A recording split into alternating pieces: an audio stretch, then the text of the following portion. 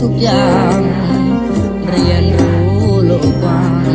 สองทางเห็นแจ้งวิธีและมีเพื่อนยารักษาน้ำใจไมตรีรักคู่รักเพื่อนเต็มที่สิทธิ์ดีเพื่อนดีไม่จางโปรดจงฟังพ่อแม่ครูทั้งตารออนาคตจงถักทออย่ารอโชคไม่มีหวังชาติไทยจากเฟื่องพลเมืองที่ดีเด่นดังเอกราชชาติไทยอยู่ยังจีรังยั่งยืนคงมันเลื่อมใสศรัทธาศาสนาไม่มีวันเบื่อชาวพุทธต้องเชื่อบาปบุญไม่บิดแปรพันเส้นทางห้าสา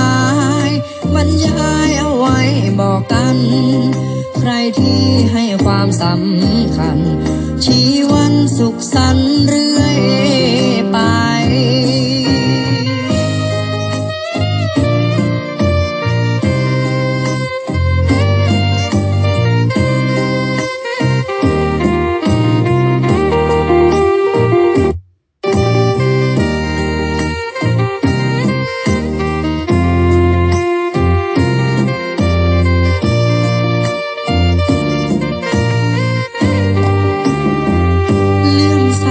ศรัทธา